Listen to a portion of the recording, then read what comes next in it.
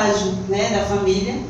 Assim como eu fui rever, né, os parentes que estavam em Santos, mas eu fiquei com bastante saudade da igreja, de adorar, né, de chegar a este dia, né, de hoje, né, quinta-feira, domingo, né, de vir até mesmo na aula né, teologia, né, e a gente sabe que cada dia a gente tem que pedir ao Senhor obrigado, né, como o pastor estava falando aqui, gratidão, porque a gente conseguiu ultrapassar 2020, né, estamos aqui para a honra e glória do Senhor 2021, né, aleluia, avante.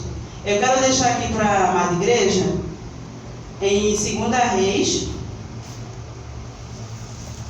estava pedindo uma palavra ao Senhor, e hoje que eu fui preparar, né, a gente prepara, mas quando chega aqui Deus muda, não consegue falar a metade do que a gente escreveu, né, mas a gente sempre prepara, deixa ali escrito, né, algo que Deus colocou no nosso coração, e a palavra fica em 2 Reis 5, Naamã é curado da lepra. aleluia, A qual diz assim: E Naamã, chefe do exército do rei da Síria, era um grande homem diante do seu senhor, e de muito respeito, porque ele, o Senhor, dera livramento aos sírios. E era este varão, homem valoroso, porém leproso. O irmão pode se sentar, vou ficar mais à vontade, está quente, eu vou ser breve na palavra. E saíram, né, continua no 5:2, e saíram tropas da Síria, da terra de Israel, levaram presa uma menina que ficou ao serviço da mulher de Naamã, e disse: Esta sua senhora, tomara que o meu senhor estivesse diante do profeta que está em Samaria, ele o restauraria da lepra. Então entrou Naamã, notificou o seu senhor, dizendo: Assim e assim falou a menina, que é da terra de Israel. Então disse o rei da Síria: Vai, anda, e enviarei uma carta ao rei de Israel.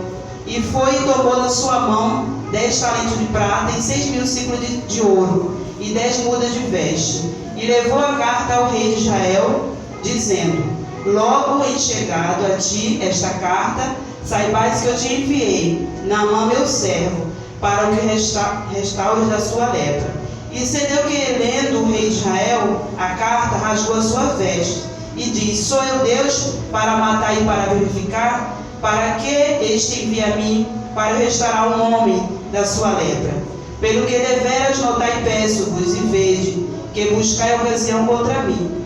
Sucedeu, porém, que ouvindo Eliseu, o homem de Deus, que o rei de Israel rasgara as suas vestes, mandou dizer ao rei: Por que rasgaste as tuas vestes? Deixai-o vir a mim, e saberá que é profeta de Israel. Veio Naamã com seus cavalos e com seu carro, e parou à porta da casa de Eliseu.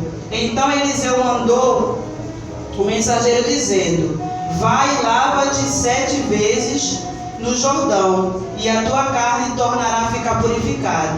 Porém Naamã muito se indignou e se foi dizendo: Eis que eu dizia comigo, certamente ele sairá, pôr-se-á em pé, e invocará o nome do Senhor, seu Deus, e passará a sua mão sobre o lugar, e restaurará o leproso. Não são porventura Abana, Farpar e o Damasco melhores do que todas as águas de Israel? Não me poderia eu lavar nele e ficar purificado? E voltou-se e foi com indignação.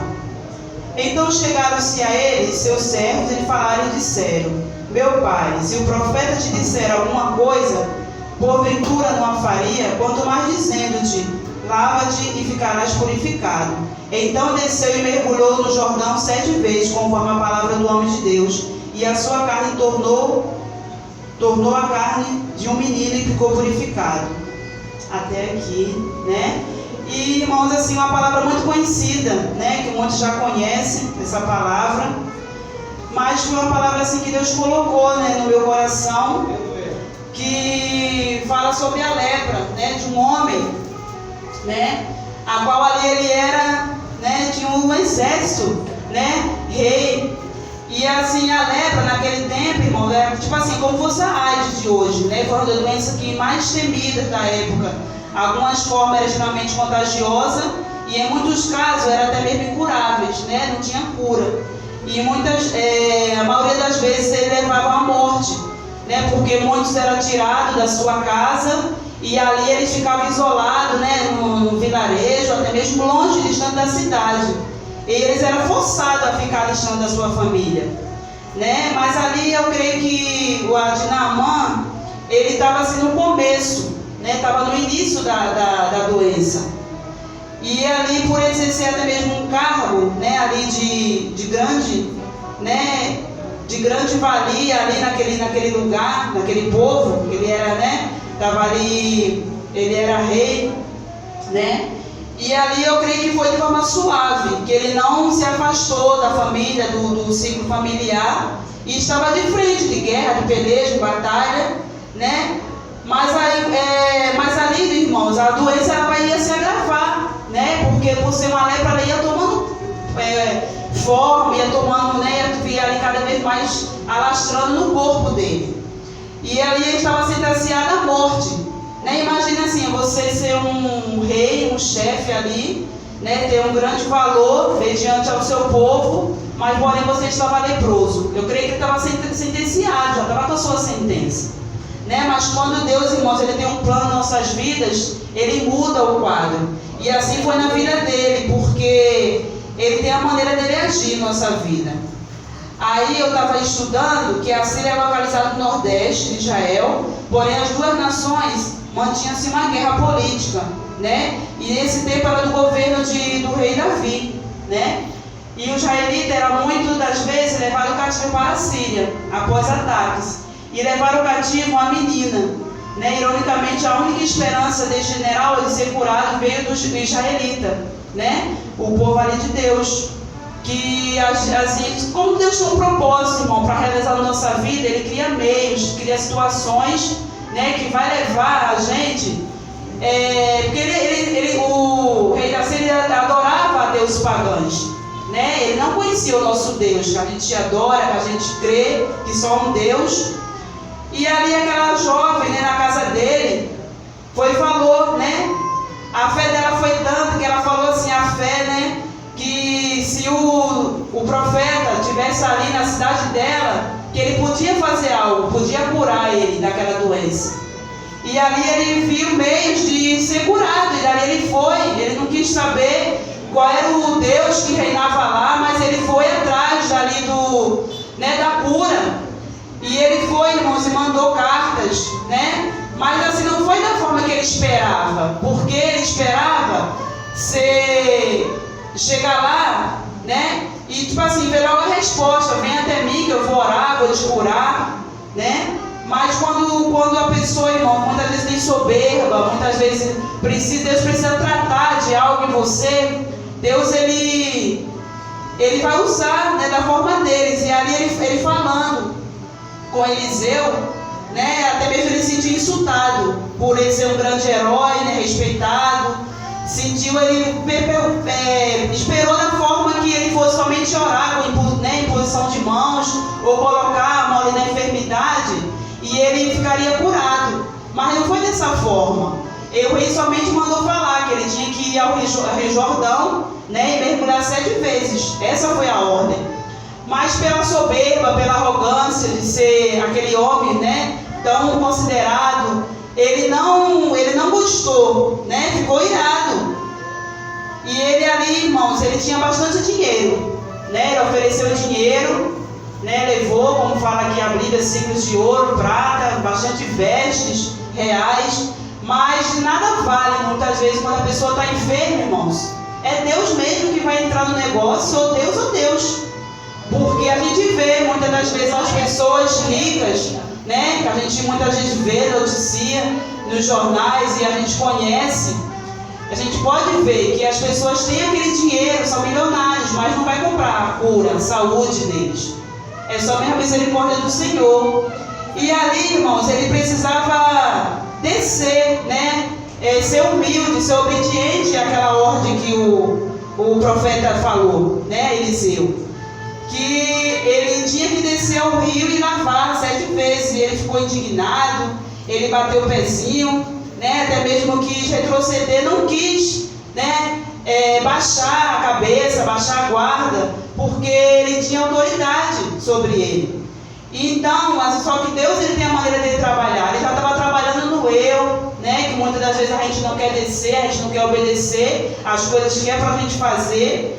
E Deus estava trabalhando ali, Deus tinha um propósito com tudo isso, que era tratar, né, o eu dele, a soberba, né? Que ele era muito altivo, né? Eu creio que era muito altivo, porque ele não quis obedecer jamais. E esse Rio Jordão, ele era com águas barrentas. Existia outro, né? Como ele falou, Farpá, Abana, que era limpo. E ele falou, não poderia ir em outro, né? Ele questionou, porque por ser aquele rio, né, com água turva, até mesmo eu creio que sujo.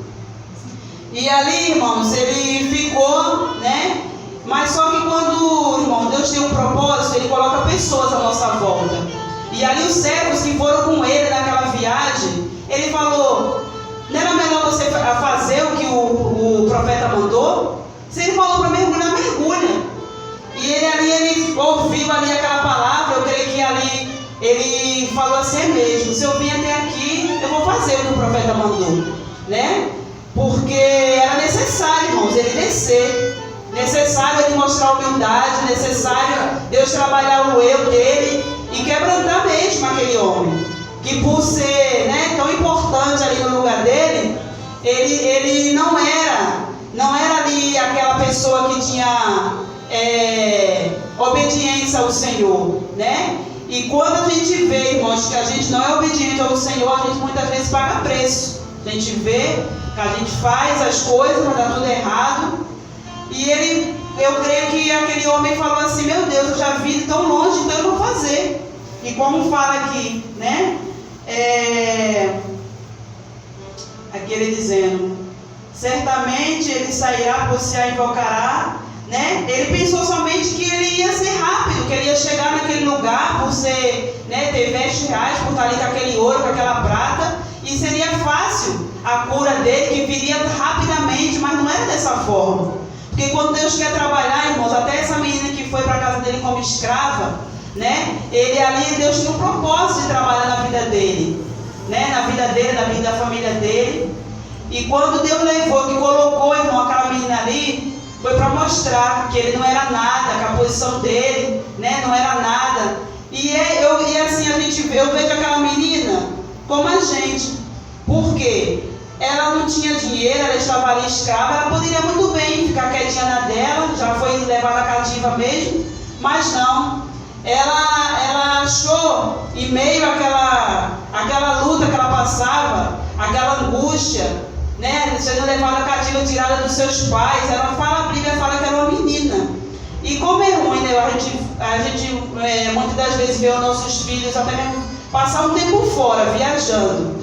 A gente sente falta, né, porque a gente sabe que dentro de casa a gente vai ter todo o conforto, né, a gente vai ter as coisas. Imagine como aquela menina estava aquele coração.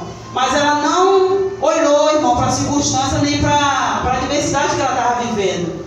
Ela ali proferiu o nome do Senhor, né? Ela ali já era uma missionária, a qual o Senhor tinha colocado ali para fazer missões, que ela não estava nem no lugar dela. Mas o Senhor mandou ela abrir a boca, irmão, e ela se fez. Então, assim, a gente não importa a estatura, o cargo que você tenha. Usa a oportunidade que Deus te deu para você falar do nome do Senhor, para falar que Ele cura, salva, liberta, né? Que Ele salva a nossa família.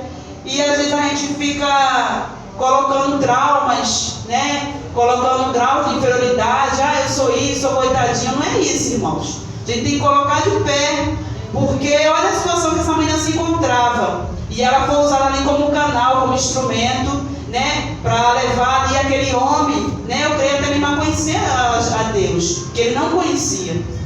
E a gente muitas vezes é orgulhoso, se acha melhor do que os outros, não, eu não vou falar, entendeu? Eu costumo falar da seguinte forma, que o não, para qualquer coisa que eu vou fazer, o não eu já tenho, então eu vou atrás do sim. Porque a gente tem que ser ousado na presença do Senhor, a gente tem que fazer conforme Ele quer. Muitas vezes Ele quer nos moldar, quer nos limpar, igual esse homem aqui, né? Eu creio que 7 mergulhos, cada um representava algo ali para cair na vida de Naamã, né? A soberba, a incredulidade, a falta de humildade que ele não tinha. E Deus ali foi tirando, cada mergulho, cada coisa que ele mergulhava, ali representava algo. Deus ali colocou o 7, né? O 7 como perfeição, né? Na Bíblia fala. E eu creio, irmão, que esse ano de 2021 será o ano da resposta de Deus. Porque assim como foi na vida de Daniel, será na nossa. Em 21 dias, ele ali orando, Deus já tinha liberado, já tinha ouvido a bênção dele. Mas ele falou, eu creio que quando o rei da Pérsia veio para impedir a bênção de Daniel, né, o Senhor estava ali olhando e estava vendo, falando, ele vai perseverar, né? Deus sabia que ele perseveraria em oração, em jejum, e ali ele conseguiu, né? Ali foi uma grande batalha, o Senhor já tinha decretado que o anjo fosse, mas ali foi impedido de chegar a bênção até ele. E esse ano, eu creio que 2020 foi um ano de peleja, mas esse ano será o ano da resposta. Então assim, cada um toma posse, né, do que tem pedido ao Senhor, porque o Senhor vai fazer. Basta a gente ter fé, acreditar, porque o Senhor ele vai realizar coisas maravilhosas na nossa vida. A resposta, né, veio em 21 dias. E o 2021 eu creio que será o ano da resposta para nossas vidas, algo que a gente tem pedido ao Senhor, tem clamado, se é libertação, se é conserto, se é algo que a gente tem pedido assim espiritualmente, né, para a nossa vida espiritual. Que o Senhor venha abençoar a vida de cada um, irmãos, né, é a palavra que o Senhor me deu, desde já agradeço a minha rica oportunidade, né, eu sei que o Senhor venha falar aos corações dos irmãos, não adianta estar enfeitando o pavão, porque foi até aqui que o Senhor me deu essa palavra. E fica com essa palavra que o ano 2021, o Senhor vai prover, irmãos. Aleluia. É o ano da resposta, é o ano da colheita. Porém, a gente tem que plantar, né? Tem que plantar porque o ano é longo. São 300 e faltam alguns dias aí, 60 e alguma coisa. Então a gente tem que perseverar, tem que plantar mesmo para que a gente venha colher o melhor de Deus para nossas vidas. Aleluia. E assim eu agradeço a minha oportunidade. Amém.